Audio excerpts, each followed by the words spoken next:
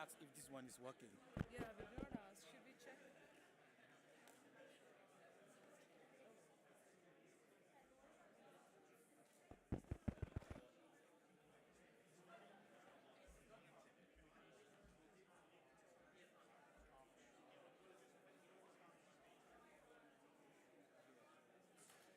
They mute it. Okay, but this will get open once. Yeah, when the Q&A session we are having.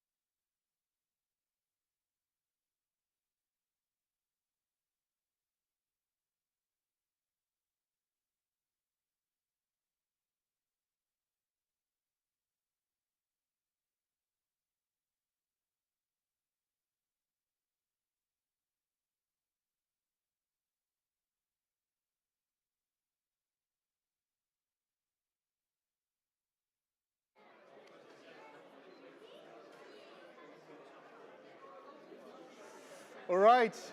Good afternoon, everyone. If everybody can find a seat. So a very, very warm welcome to Professor Hong Wong's inaugural lecture. And I'd like to welcome everyone, both those who are present here, but also our online audience, and a special welcome to Hong's family.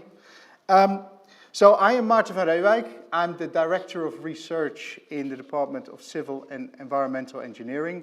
I'm standing in for Washington Oching, who is our head of department, but he couldn't be here because he's at a workshop at the European Space Agency at the moment, so he sends his apologies. Before I introduce Hong, I need to do some logistics. So in case there is a fire alarm, if you could please make your way out of this room in an orderly fashion, either through this door or via the doors at the back. Then you walk that way to the concourse and out onto the main road. The collection point or the assembly point is at the corner of Exhibition Road and Imperial College Road. Also, please note that the event will be recorded and there will be a Q&A session at the end. So feel free to ask questions then and also for our online audience. All right, so about Hong. So Hong was born and raised in Kuala Lumpur, Malaysia, and he was the first of his family of many generations to have the privilege to enter university, where he trained as a civil engineer at the University of Malaya, and then followed up with a research MSc on developing high-performance concrete with calcined clay cement. He then had a brief career in industry, where he worked as a structural engineer, but his passion really was with research. So he was given the opportunity to do a PhD here at Imperial with Professor Nick Buenveld and Dr. Martin Head, and with his family's blessing, he made the move at the right age of 25 years old to take a flight for the first time in his life and come here to the UK. So his PhD was on developing electron microscopy techniques to characterize the microstructure of concrete and its durability, which he completed in 2006. And his thesis won the Unwin Prize for the best thesis. He then stayed on at Imperial, first as a postdoc, then as a lecturer, senior lecturer, then reader, this was in 2018, and Professor of Concrete Materials in 2022. So within the department, he's the director of the Center for Infrastructure Materials Laboratories, the director of our Advanced Materials for Sustainable Materials MSc program, and he's also the UG, the undergraduate year 2 director. So in terms of research, he focuses on developing cementitious materials that have better performance, that are more durable and more sustainable. And in order to do this, he and his group develop and apply a range of experimental and modeling techniques to understand how the material composition, processing, and exposure conditions affect microstructure, macroscopic engineering properties, and long-term performance. So he's published widely on these topics, winning several Best Paper awards. So Hong is a fellow of the Concrete Society, the Institute of Concrete Technology, the Institute of Materials, Minerals and Mining, and the Royal Microscopical Society. So that's a good Scrabble word, microscopical. He serves on the editorial boards of several leading journals and on the steering and scientific committees of major industry academic initiatives, which include NanoCem and Innovandi, the Global Cement and Concrete Research Network, and the Geological Society's Applied Petrography Group. Another good Scrabble word. He currently manages several projects in collaboration with colleagues, numerous industrial partners, and academic institutions worldwide. Additionally, he's a co-founder of Ceratec, which is an Imperial spin-out on carbon-neutral binders for magnesium silicates through a novel, the wonderful world of low-carbon concrete. The floor is yours.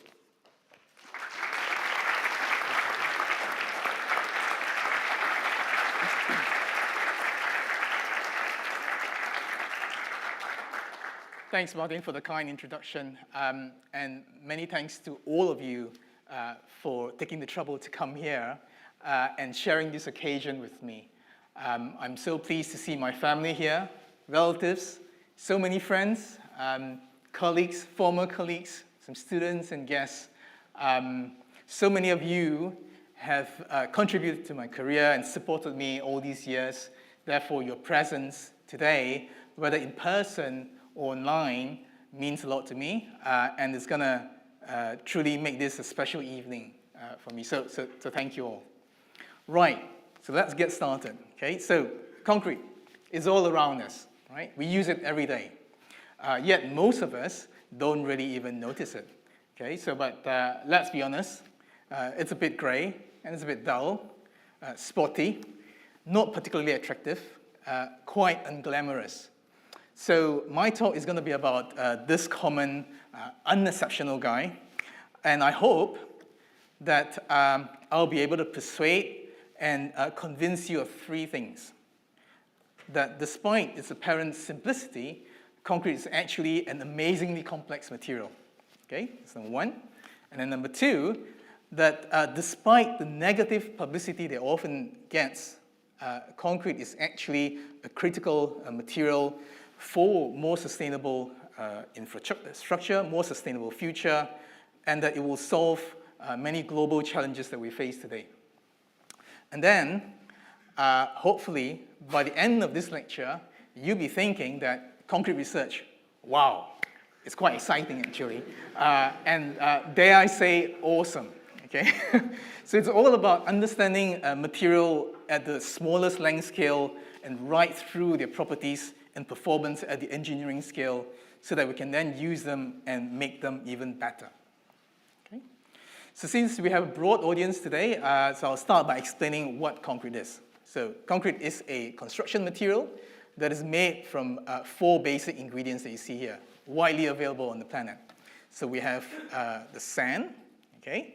And then we have the gravel, and then we have water, and then the Portland cement, which is made from limestone and clay and then heated to a very high temperature.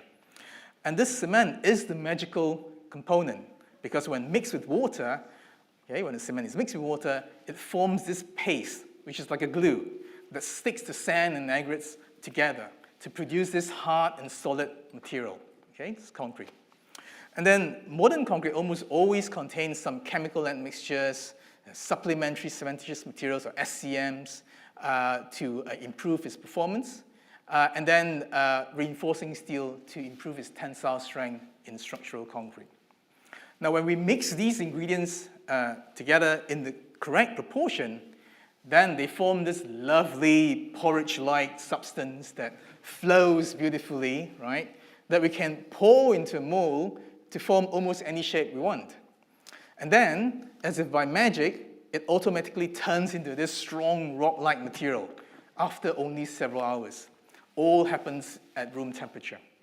Well, of course, this is not magic, right? Because a lot of research has been done to understand this process. And basically, when cement is mixed with water, it sets off a series of chemical reactions known as hydration to occur. Okay, so we have cement with water, the cement phases dissolve in water, the ions react in solution, that forms hydration products that are thermodynamically stable, they precipitate out through this nucleation and growth process. More and more the solid products form, the microstructure becomes rigid, so that sets, and then over time it densifies and the strength increases through this hardening process. Now at this point, I can just imagine my children who are just sitting there telling me, just call it magic, Daddy. You know, okay, this is magic, right? So this stuff is amazing, right? Because of all the many advantages listed here, right? It's globally abundant, practical and versatile, strong, stable and durable, and so on. And all of this at a very low affordable price. And because of all these advantages, concrete is the major construction material, the stuff that makes our built environment. I mean, think of the structures that, where we live, where we learn, we work and play, structures that nurture and protect us from harm, keeps us safe, critical transport infrastructure, structure that provides us with clean water and clean energy and so on. So most structures will contain concrete. And for me, a world without concrete would be unimaginable. So how much concrete do we actually use? So here is some data from a recent paper published in Nature that puts this into perspective. Okay, this is not my paper, right? Someone else's paper. So the authors here, they estimated the mass of all human-made stuffs, okay? And then compare that with the mass of all life on the planet. So that's the biomass, okay? And then they plotted these results as mass versus time from over 100 years ago until present day. And we see that the biomass of the living beings, living things, they stay relatively constant over time. But the human-made mass has increased rapidly and now weighs more than all life on Earth. And amazingly, most of this is concrete. So we use concrete more than all other materials combined. And future demand is expected to increase due to population growth, urbanization, and we're going to need more and more concrete than ever. So it is an essential material that underpins society and the built environment. So, some fun facts, okay? So we produce 4 billion tons of cement a year, okay? And then we use that to make 34 billion tons of concrete. Global population, 8 billion people. Now, if you take 34 and divide by 8, that gives us about 4,250 kilograms of concrete for every person on the planet every year, okay? So let's play a guessing game. So I have here a cylinder made with normal weight concrete, okay? So this is nothing fancy. It's quite heavy. I can barely lift it, right? Oh, it's very heavy. How many cylinders would you think would make this amount of concrete, this 4,250 kilogram. How many cylinders of this would make that, okay? So let's start with 10. How many of you think that 10 cylinders make this 4,000 over kilogram of concrete? Raise your hand. 10? Any? Oh, you're all very clever. Oh, very clever. I'm dealing with a very smart crowd. Okay, 100. Let's bring it to 100. Any takers? 100? 200? 500? Oh, it's a few hands now. Okay, 500, great. 1,000? Okay, 2,000 and above. Okay, there are a few numbers. Okay, right, thanks for that. So this cylinder is about 5 kilogram, okay? So that means it's about 850 cylinders that make up this 4,250 kilograms. So 850 of these, which means that every year, when you celebrate your birthday, right, blow your candles, cut your cake, you will have given birth to 850 of these beauties, right? That's your concrete footprint. 850 of these every year you give birth to, right?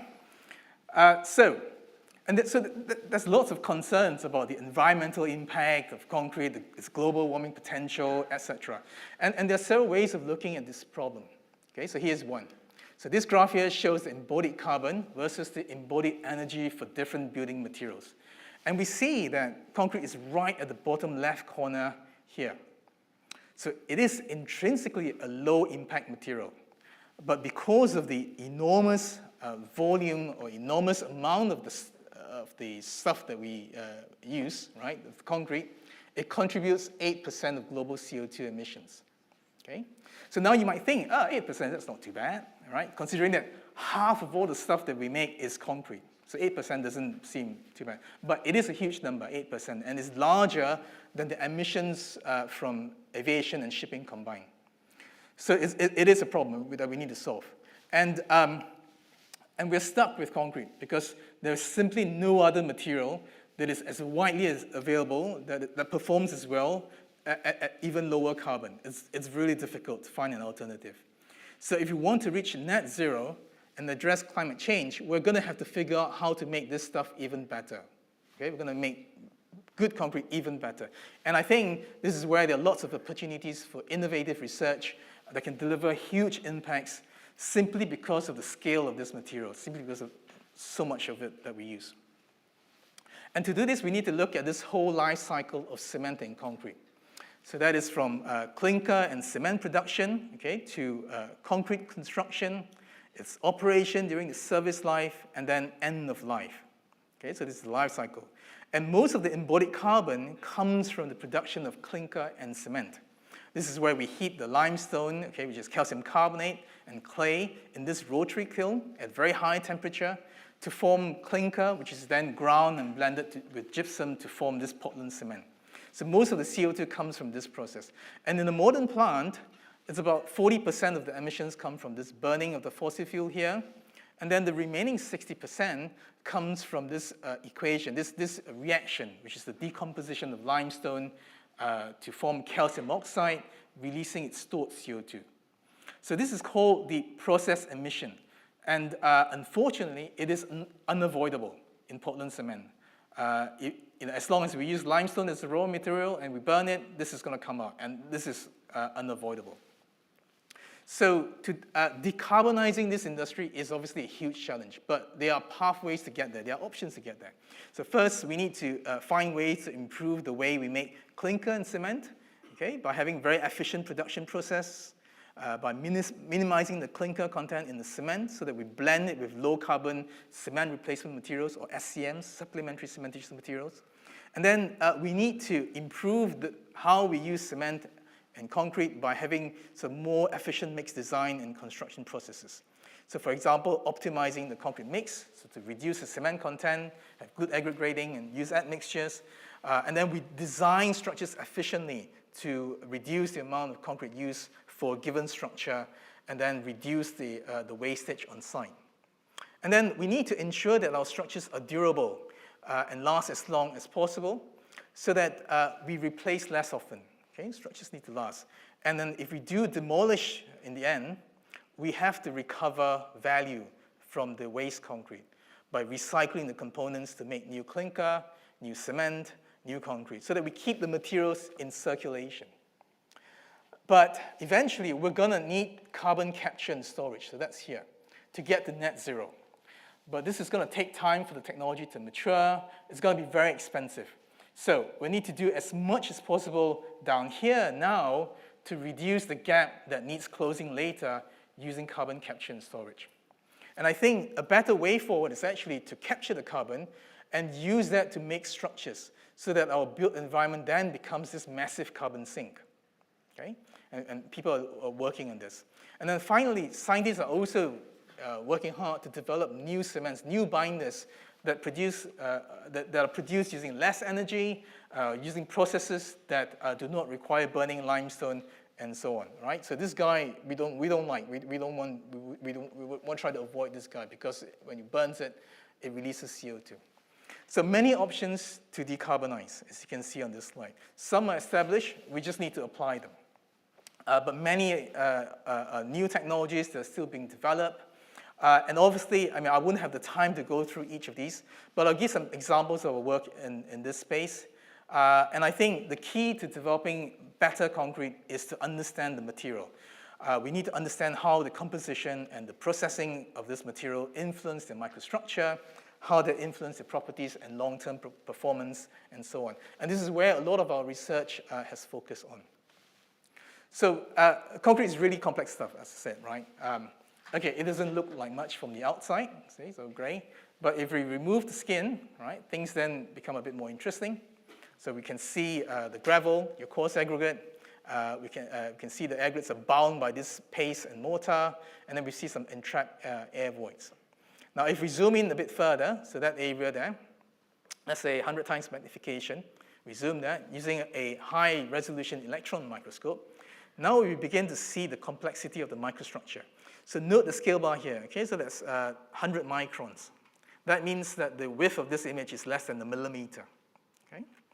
So now we see the sand particles bound by this cement paste, the glue that I mentioned earlier on, which is surprisingly very porous. It's full of holes and contains lots of unreacted cement. So the unreacted cement are the white particles here that you can see in this matrix. And then we can measure the size of these phases, okay, using image analysis, and then plot them onto a scale. So I've got this ruler here, so my scale bar from 1 nanometer to 10 centimeter. Okay?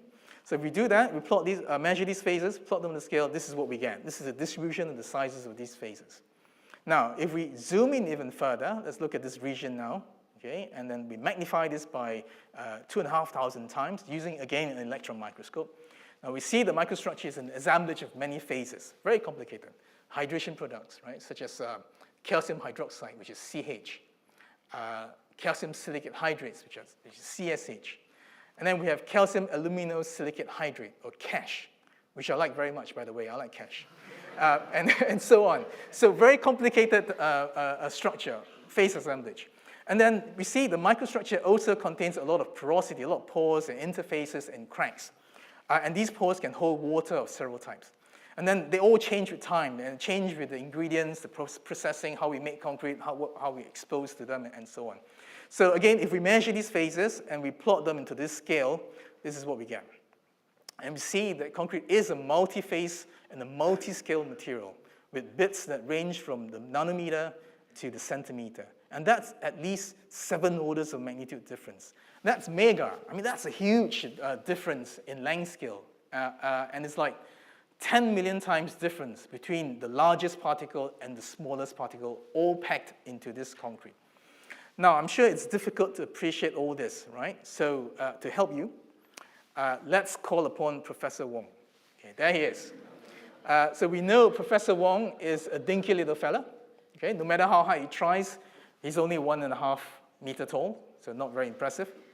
Let's imagine that Professor Wong represents the smallest phase in concrete, right? The calcium silicate hydrates and the gel pores. Okay, we put him there. Now, 7 orders of magnitude larger than him would be something like the diameter of our planet. Okay, so to have phases that are so small and so large, all packed into this material, is amazing to me. And the fact that concrete being such a common material, such a practical material, yet so physically and chemically complex that we do not fully understand yet, is fascinating. And this has motivated me to sort of study this material. Therefore, a major part of our research is developing and applying advanced methods to characterize the microstructure, to see concrete at very high resolution down to the nanometer scale. So these include microscopy and other methods to probe the microstructure across different length scales and time periods.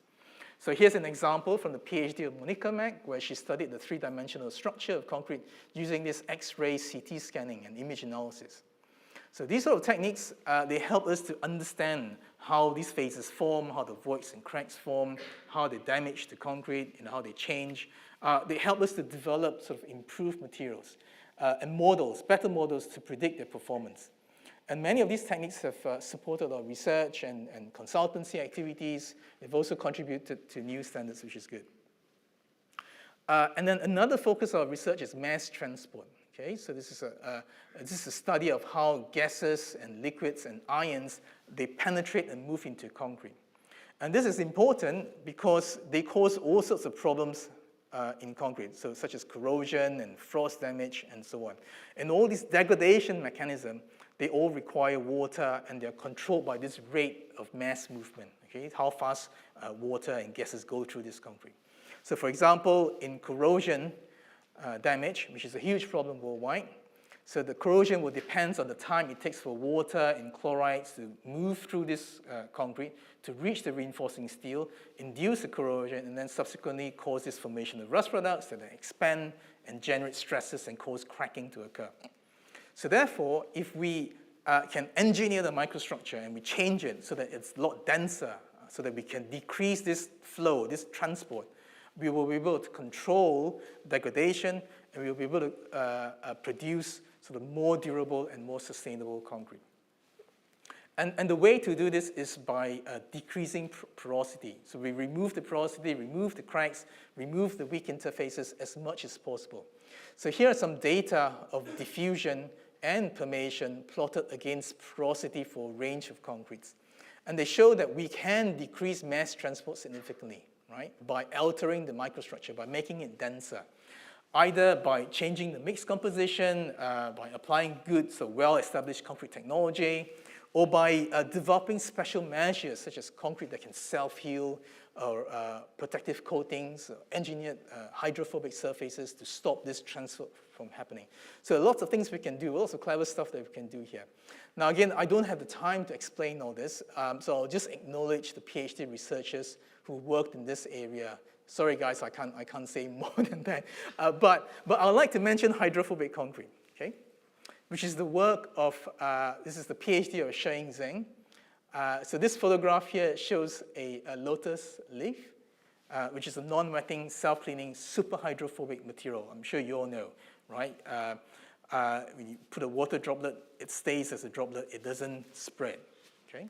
And that's because it has these very unique micropillar structures on the surface of the leaf that prevents the water droplets from spreading and wetting the leaf.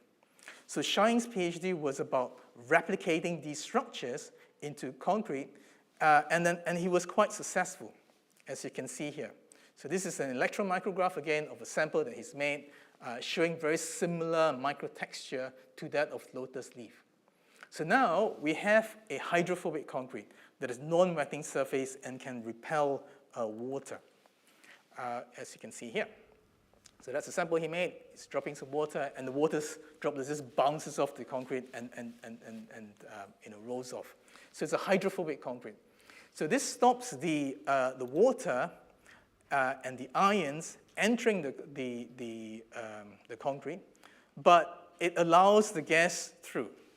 Okay.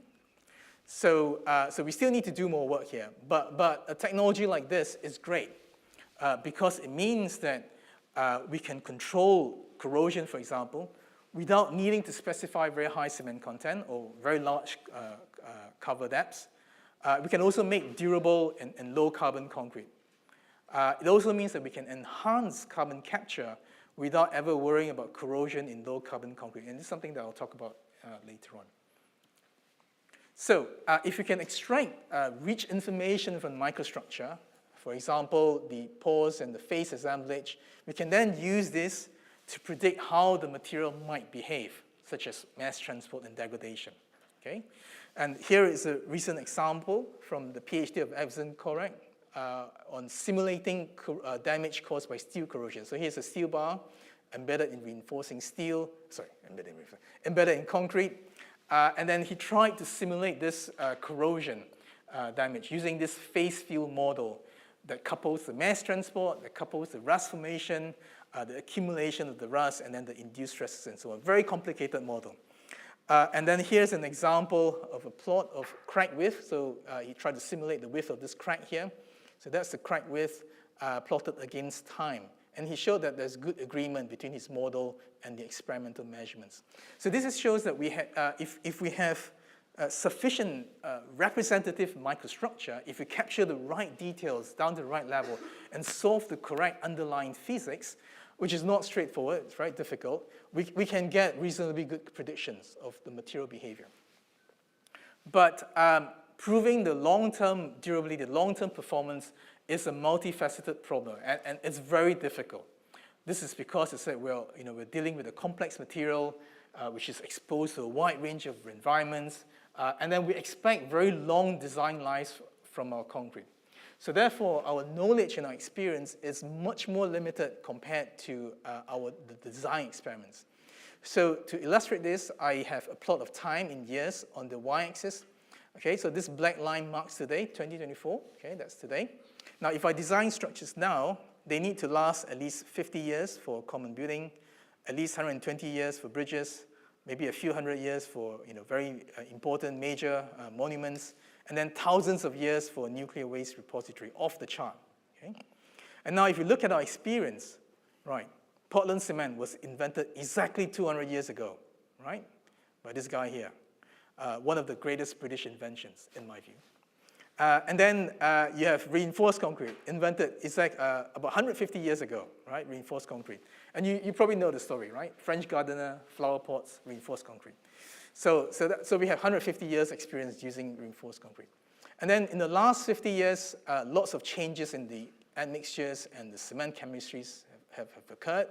So if I now introduce a completely new low-carbon cement today of a very different chemistry, I will struggle to prove that it will be as durable as the stuff that we know, the Portland cement concrete that we know.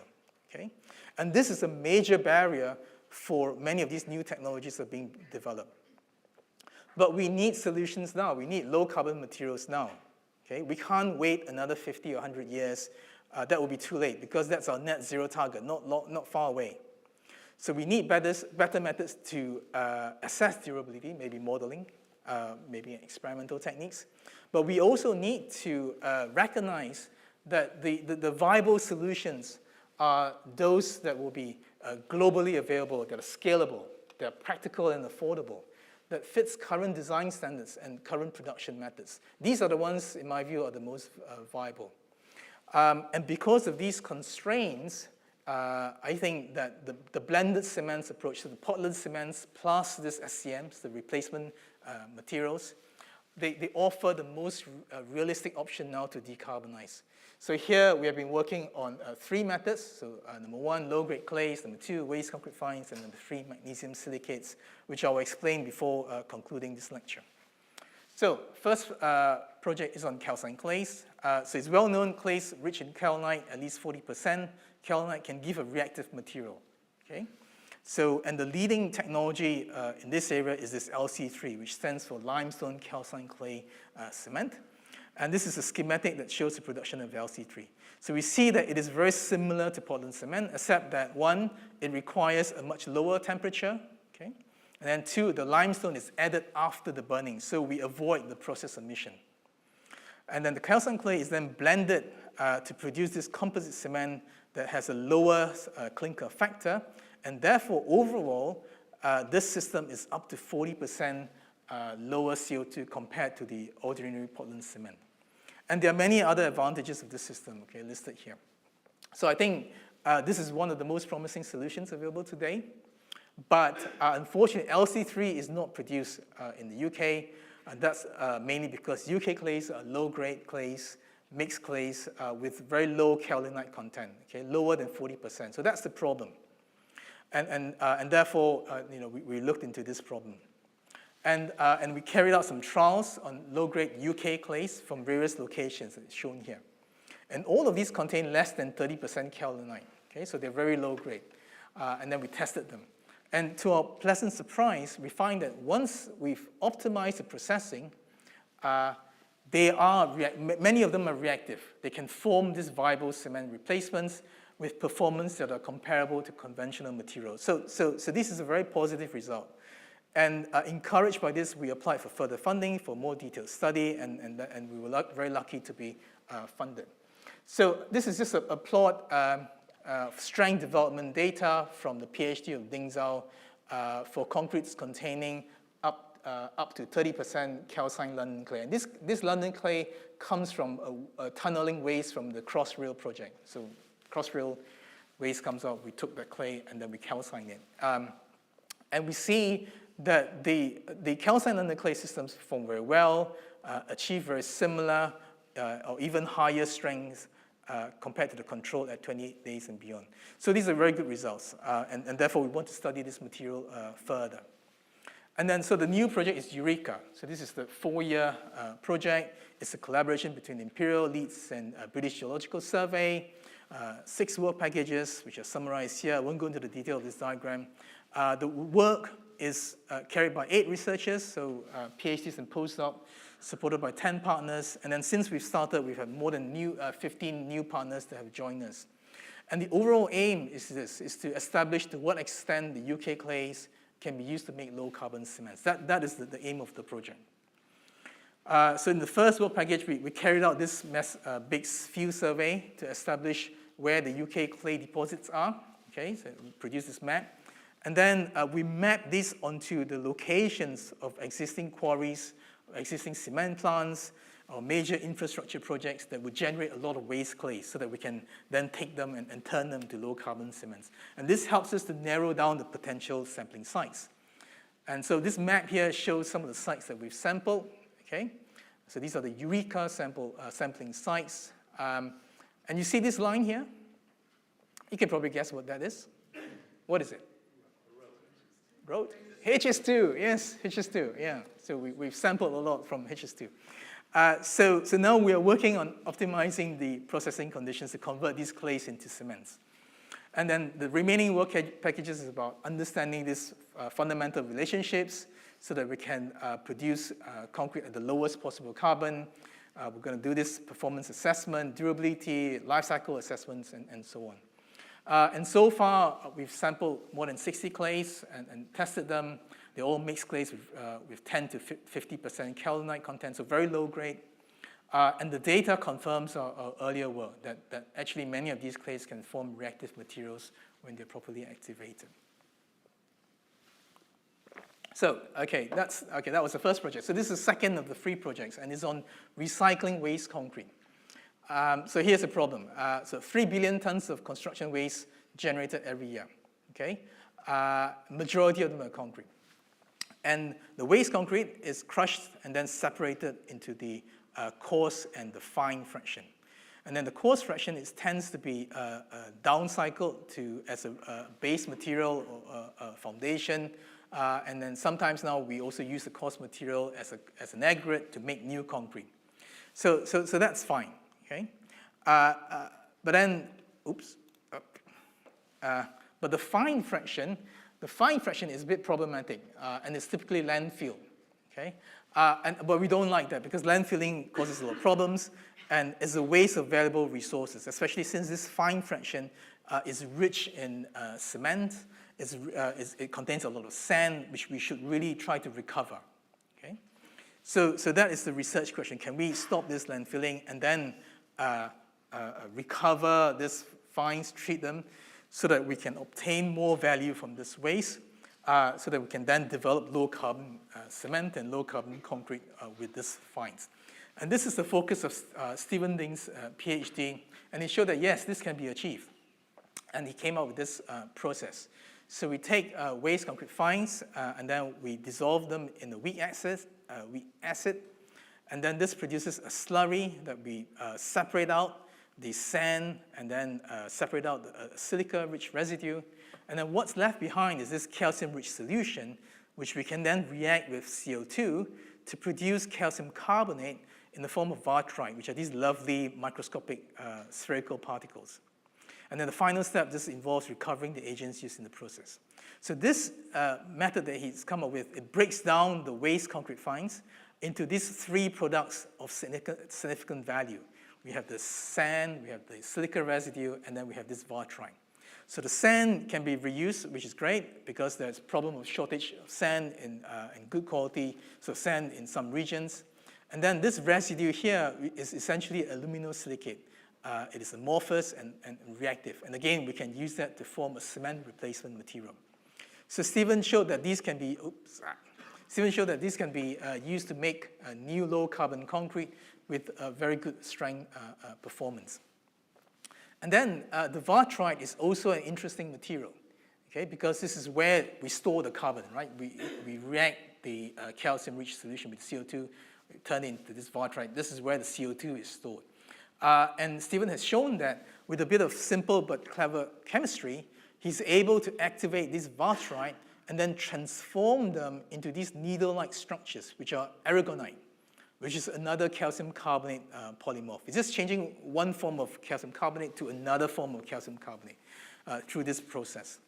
And then these electron micrographs shows the transformation very nicely. So at 5 hours, we see some of the needles beginning to form, okay, in between the spherical vartrite. And then at 7 days, all the spherical particles have disappeared, leaving behind this fibrous structure, which is a very stable solid, low density, low thermal conductivity, with quite decent strength. And this material has potential application as a thermal insulating board in new structures. So essentially, this is a demonstration of carbon capture and usage, right? Because essentially, we capture the carbon, we use it to make new materials for construction. Now, further research will be carried out by two new PhDs, Zhe Gao and Sumesh Erikandath, as part of this new, as part of this new Marie Curie doctoral network called Contrabus, where we will train 10 PhDs all on carbon capture, use, and storage in cementitious materials. Now, again, I won't go into the details of this project, just to say that CCUS is a very fertile research area. This is just one of several projects on CCUS that we have running in the materials section. I know some of my colleagues are also doing this stuff. There's lots of fundamental research that's happening. And I think we're going to make some really exciting progress here in the next couple of years. So now this is the final project that I'll present, okay? And this is on magnesium silicates. And this idea was conceived through the combination of two PhDs, Sam Draper and Barney Shanks, who are here. Now, in this process, we use magnesium silicates, such as olivine, which is a globally abundant mineral. Not much industrial use, so great to make cements with. We put this magnesium silicate through this process we call Ceratec. It's a low-energy process, which involves a dissolution step, followed by separation, and then carbonation, and then regeneration. So the dissolution and separation breaks down this olivine into two components, silica and its magnesia component. The silica, again, is amorphous, so reactive. We can make cement with it. And then the magnesia we use to capture waste CO2 from a polluting industry, say like a cement plant. So the cement plant produces CO2, we take that and we capture that into the magnesium. So, and this produces naskionite, okay, which is magnesium carbonate, essentially. So this Ceratec process essentially converts this globally abundant magnesium silicate into two products, which is your magnesium carbonate and silica. Now, if the captured carbon is assigned to this silica, then we can show that we can get this carbon-neutral cement when 35% of the Portland cement is replaced by the silica. If we replace more, then we can get a carbon-negative cement, so that's even better. So, and then the reactants are regenerated, so very little waste is produced, and only olivine and CO2 are consumed. And then the key features of these projects, the key advantages, right, which are listed here, okay? Abundant feedstock, low energy, captures CO2, and so on. So, so the process will give large quantity of this naskionite, this magnesium carbonate, because this is where the CO2 is stored. And naskionite has a needle-like structure, very similar to the aragonite that we saw earlier on, except this is magnesium carbonate. The aragonite was calcium carbonate. And this is also a very interesting material because we can use this as a binder to make building products like bricks and blocks and boards and so on, which are traditionally carbon intensive. I mean, you can see some of the products here. And to do this, we simply add the nesquionite to sand and water. We cast it to shape and then cure it at a slightly higher temperature. This slightly higher temperature will induce this phase transformation that will then cause the material to set and harden to form these low-carbon bricks and blocks. So the main advantage here is the fact that we don't require any Portland cement, and then we don't require firing these materials at high temperature to make the bricks. So it's a very low-carbon process. And then the silica is reactive amorphous material, which I said, reactive, and they're very similar to conventional materials, conventional SCMs like fly ash. So we just take it and we simply blend it with the Portland cement as per our usual approach, and we can then make very low carbon concrete out of it. And we've tested a range of mixes. They can give good early age strength and 28-day strength of about 30 to 50 megapascal with up to 40% silica replacement, which is very good. So some project highlights for Ceratec. So we started working on this in 2021 during lockdown. We received funding from UKRI, Grantham Institute, and more recently, DESNES. So with those funding, we verified the process, and then we managed to scale the production from beaker size to 50-liter batches. And then we received a lot of interest and support from industry. So for example, we've been featured in this IC low-carbon concrete route map. We've also been featured on the iStructE concrete technology tracker. So it's all very good. And then we've applied for IP protection, and then just recently we successfully spun out from Imperial just last month. So well done to the guys. And then we also received quite a bit of media attention, okay, from this project. And for example, here we see Sam, right? He's being grilled by the BBC, okay? He seems to be handling it quite well, so well done, Sam. Yeah. Just to clarify, he's not being blamed for causing 8% of world CO2 emission. He's trying to come up with a solution to solve this problem, right? Okay. But yeah, that's very nice. And then we've completed some small demos and exhibitions. We picked up several awards, which is always nice. Okay, so the Obel Award in 2022, the Hawley Award last year. So this is Barney in the middle. More recently, Barney and Caitlin, okay, collected the Engineering Matters Award. And then here again, Sam for the Innovation Zero Award. Not to be confused by the Zero Innovation Award, which is something else, okay? So, but there's still lots to do. I mean, man, it's a lot. There's a lot of stuff to do.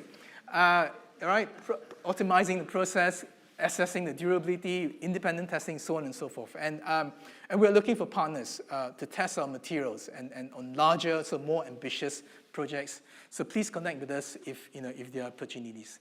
And obviously, these will all require more space and resources, more fundraising. So therefore, we've just started this seed round funding so that we can build our first pilot plant, so that we can capture more CO2, make more low-carbon cements, do more testing to de-risk and scale up. Okay, so that was so I thought I'll show this slide again just to recap. Okay, there are many options and many pathways to decarbonize cement and concrete. Some are established, we just need to apply them. But many new technologies are being developed. Lots of innovative research that's happening in this space. And I've only managed to touch on a few of these, those yellow highlighted ones, okay? And there isn't gonna be one silver magical bullet that will solve this problem. We're gonna have to work through this value chain to obtain greater and faster reductions, okay? And I think that there is a lot of potential for increasing the use of blended cements, using engineered cement replacement materials, and also using our built environment as a carbon sink. So this carbon capture and usage, I think there's lots of potential there. Okay, key takeaways, right? If you've drifted off, fallen asleep, now it's time to wake up. The bar is going to open soon. So, right, concrete is multi-phase, multi-scale material. It's complex, changes with composition, processing, exposure. We use a lot of concrete, okay? How many of these beauties a year? Ah, well done, you've been listening. And consumption will continue to increase, huge impact. But concrete is already low carbon. There are no viable alternatives to replace it at large scale. But there are many options to reduce it's a mission to make it better, make it more sustainable. And because we use so much of it, that means there's huge potential gains with concrete. And understanding the composition, this relationship, right, composite processing, microstructure properties, it's very important because that allows us to make better concrete. And this is where there are plenty of opportunities for innovative and impactful research. So thanks for your attention, and I hope I've managed to achieve what I said at the beginning, which is to convince you of these three things, right? So, yeah, so thank you very much.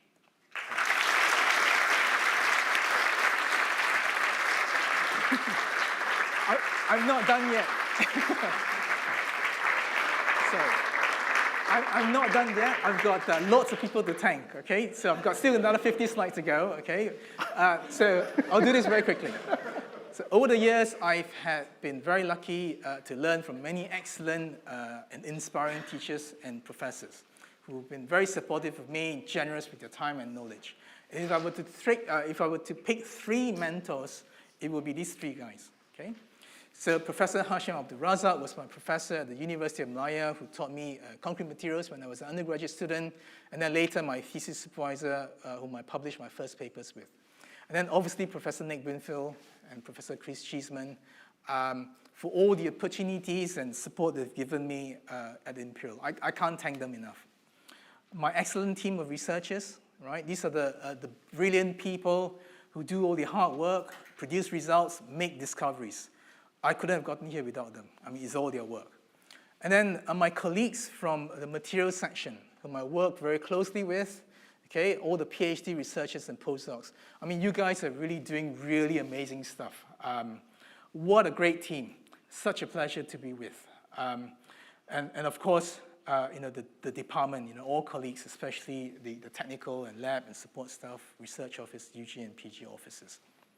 And then I need to thank my former team members, okay, the completed PhD researchers and the postdocs. Most of them are working in industry now. A small number of them have stayed in university.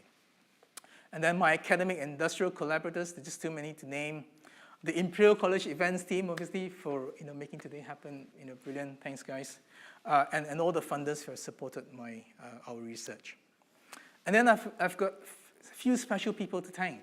Okay, my family especially, my parents, for their love, blessings, and sacrifices they've made. And then, of course, particularly my beautiful wife, Michelle, okay, for putting up with me all these years, right? What can I say? And there she is. In fact, she's just sitting there. So this is a special photo, a very special photo. It was taken on the day we first met 19 years ago, okay? And I remember I was a struggling PhD then. I was still doing my PhD, I nearly gave up at one point. Thank God I didn't. But here I look so happy, right? I guess it's love at first sight, as I say. And check out this date, okay? It's our anniversary today. So,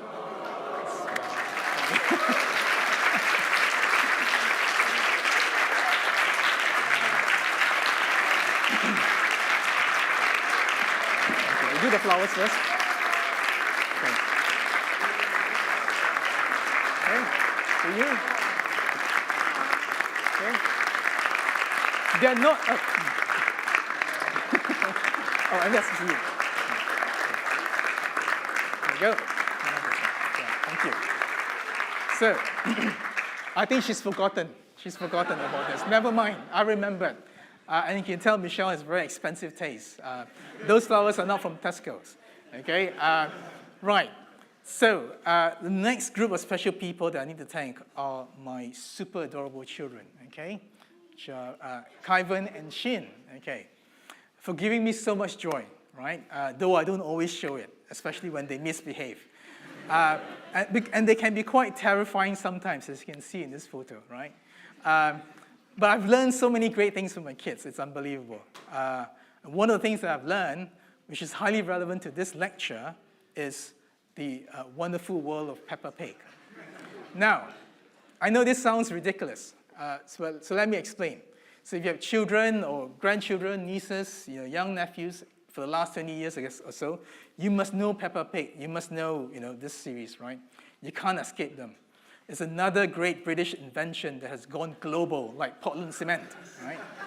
So we watch a lot of Peppa Pig. Here's our TV at home. It's our complete DVD collection. And then I quickly realized that this family is actually very similar to my family. So let's start with Peppa. Okay, so like Shin, she's very confident, outgoing, very cheeky. Okay, bit of a troublemaker, Shin. And then George, he's very sensible, he's very caring, and he's a gentle soul. Okay, Mummy Pig, right? Very sensible, very caring and nurturing.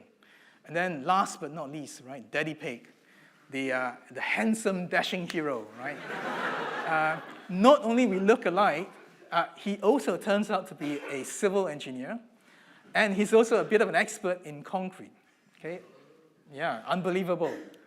So, for example, here, he's giving a lecture on concrete like I'm doing today. Okay. And then in another episode, he goes to a foreign place to test concrete. I do that. And then sometimes he gets into trouble with concrete. Okay? And then if I may, I would like to show this a very short clip that depicts a typical scene in the Wong's family household, okay? As according to Peppa Pig. The library. It is bedtime. Good night, Peppa. Good night, George. Can I have a story, please? Okay, I'll read you the Red Monkey book. But we always have that one. The red monkey has a bath, cleans his teeth, and goes to sleep. Yes, that is what happens. Can we choose another story? The blue tiger, the green spider, the orange penguin. Oh, what's this one? The Wonderful World of Concrete. I've been looking for that. Is it your book, Daddy? It's a book I borrowed from the library. What's a library? It's a place you borrow books from. And when you've finished reading them, you take them back. But Daddy Pig has forgotten to take this book back. I have had it for rather a long time. Never mind, you can take it back tomorrow. But now it's bedtime. After Daddy reads this story. It's not much of a story, Peppa. Please read it, Daddy. Okay. The Wonderful World of Concrete. Concrete is a construction material composed of sand, water, and chemicals. Chapter 1. Sand.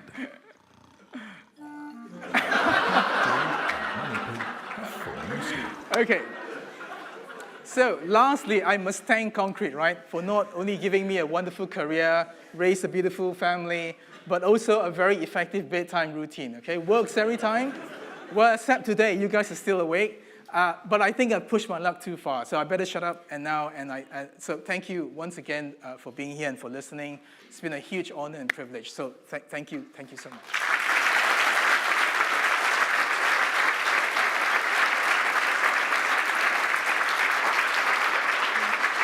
Okay,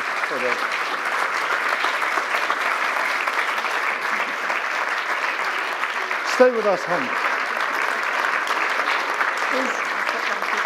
You're not done yet.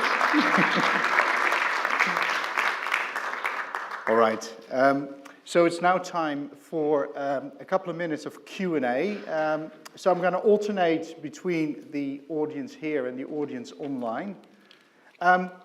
If you have a question, can you please raise your hand and wait with answering the questions until one of the microphones has reached you so that the online audience can also hear. So who would like to ask the first question? Here at the front.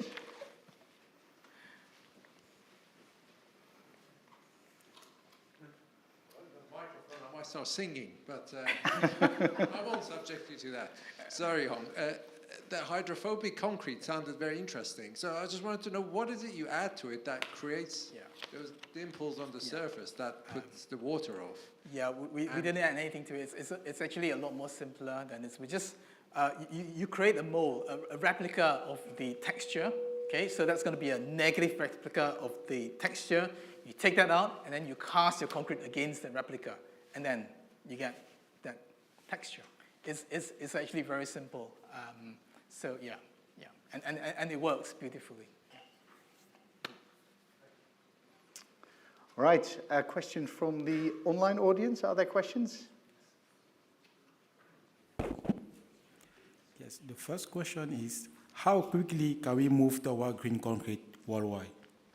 How quickly can we? Can we move to green concrete?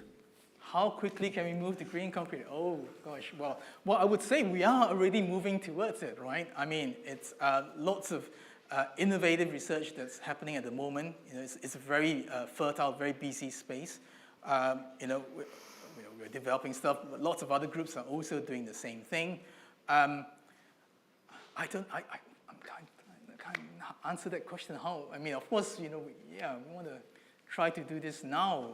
Really, it's having the opportunity to try things out in structure so that we learn and we gain experience, build confidence. That's going to accelerate things. Standards used to be a barrier. You know, we design structures, you specify concrete, it has to be to a certain standards.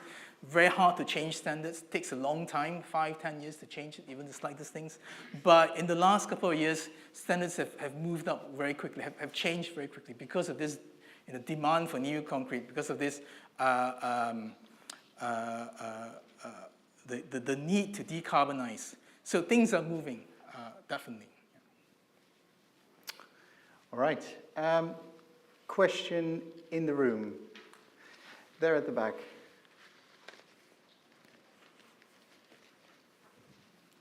Thank you very much for your lecture. You mentioned that the problem with calcined clay cement in the UK is that there is only low-grade UK clays, minus than 40% calcinate. So I was wondering, to what extent do you believe in the scalability of calcined clay cement in the UK, and do you think that we could use waste clay somehow? Yeah, so that's a good question. So, and as I showed, we thought it was not going to work with the low-grade clays. But then again, you know, you can make it work. You've got to change the processing, optimize it a bit to get it to react and form these viable cements. Of course, that's not going to replace everything. I mean, but that's fine. I mean, we don't need high-strength concrete for all our structures, right? There's all the stuff, the normal grade concrete, with the sort of the UK clays, the calcined UK clays that we have. Those are perfectly fine. So there's definitely a lot of, if you like, low-hanging fruits that we could sort of capitalize on using low-grade clays. All right, let's do one more question from the online audience. Can we rely on the testing methods and prediction models developed for conventional concrete to assess the durability of low-carbon concrete such as calcined clay concrete and alkali-activated concretes? It's very, very difficult, right? Because the models that we develop are based on certain types of concrete. So of course, you can use the same methods, the sort of same theories, the approaches, and you apply it to the new type of concrete. So they are transferable in that sense. But yes, you definitely have to be careful. If you've developed a model for a certain type of material, you've got to really check whether or not it's still applicable, still valid for a different type of materials, definitely. But the approach is there. The methodology is there, which you can adopt, adapt to these new materials. Great. Okay, so let's thank Hong once more for this wonderful lecture. Well done.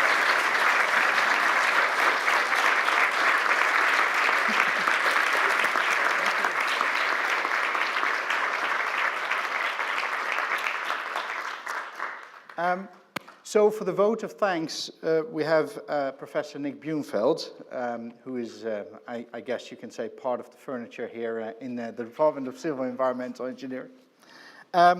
So I'm not going to go through his CV because, well, we'll be here way too long. But apart from a very long, distinguished career, Nick has been head of department for 10 years, and he has been a member of the Royal Academy of Engineering since 2011. Nick, over to you.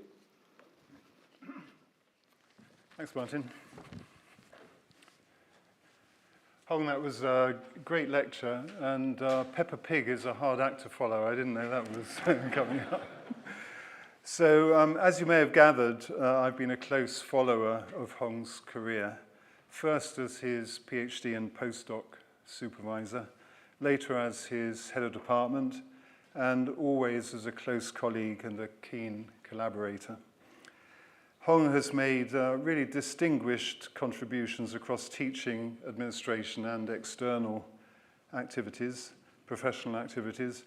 In his introduction, Martin highlighted some of these, and tonight is really about Hong's research, and so that is where I will concentrate. It was not inevitable that Hong would study concrete. Many of you will know that Hong is an accomplished guitarist with a particular interest in blues and rock music. Nod strongly so people know I'm not making that up, please, Hong. Early on, he had to choose which path to follow. Join a rock band as lead guitarist, or train to become a concrete expert. So on the one hand, go for sparkling artistry, creative self-expression, rousing live performances in front of large audiences, and eventual stardom with devoted followers. Or, on the other hand, play guitar in a rock band. So, fortunately for us and many others, Hong took the concrete path, and he hasn't looked back. In his lecture, Hong showed us micrographs highlighting the complex, multi-scale and multi-phase nature of concrete. As part of his PhD, he worked on making the techniques for imaging and quantifying the microstructure of concrete more reliable as a precursor to using them for various purposes, and many of those we saw this evening. At the time, the world's leading expert on concrete microstructure, a professor in the US, had just published a series of papers based around the appearance of what he termed patch microstructure. And that is broad, dense and porous regions separated by sharp and distinct boundaries and occurring randomly throughout the cement paste. And this professor had observed that in all of the mixes that he was investigating.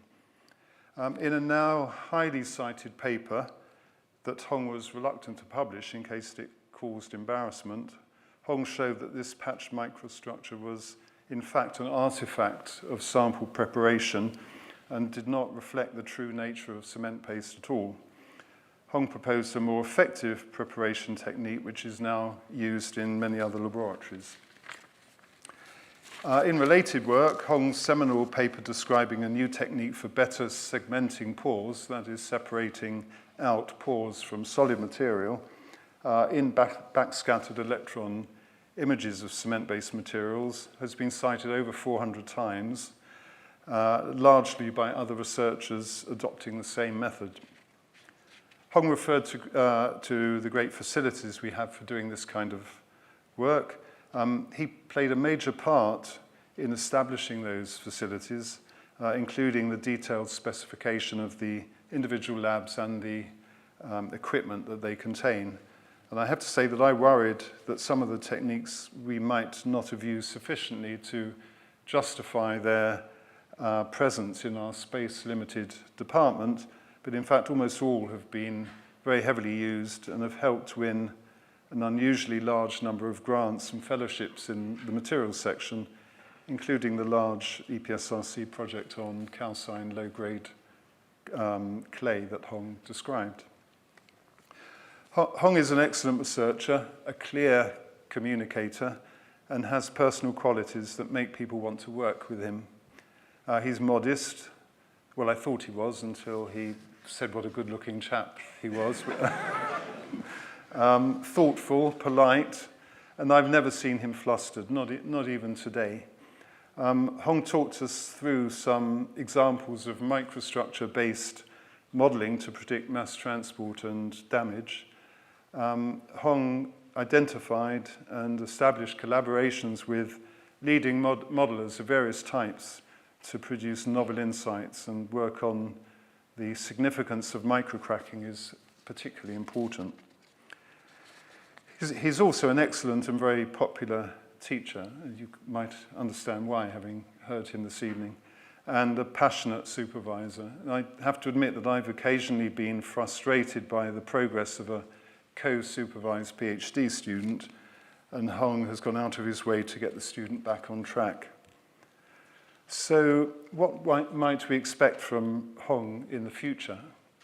Well, clearly he's working with great enthusiasm on a topic of enormous societal and economic importance, reducing the carbon footprint of concrete, particularly via the development and validation of novel cements. And this area will offer research opportunities for many years to come. But as for his personal development, it's worth revisiting his career to date to get an idea of what might happen in future. He's looking slightly concerned now. He came here as a PhD student in, I think it was 2002. 4 years later, in 2006, he was made a postdoc. 4 years later, in 2010, he was appointed a lecturer. 4 years later, in 2014, he was appointed senior lecturer. 4 years later, in 2018, he was appointed reader. 4 years later, in 2022, he was appointed professor. I don't know if you spotted a pattern there. Yes, every 4 years when there's a World Cup on, Hong gets promoted. The World Cup runs from June to July, and then Hong gets promoted that September. So what is coming for Hong in September 2026? I see Chris Cheeseman, Hong's head of section and current line manager, shifting nervously in his seat. So, Hong, thank you from all you've worked with for being such a great colleague, and thank you for all of us in the room and online for delivering an excellent, highly entertaining, very informative lecture. Well done. Thank you. Well done.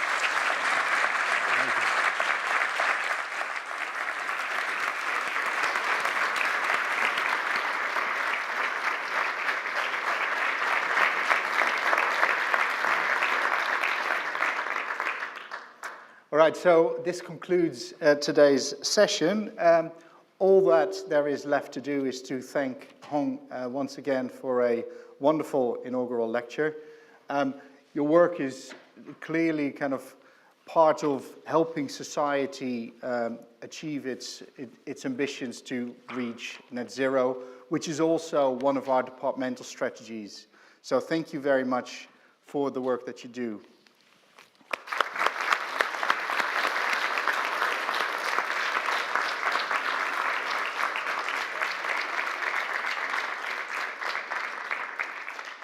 So also, of course, a big thank you to Nick Bumfeld for the vote of thanks, for all the helpers and the events team for making this such a smooth event.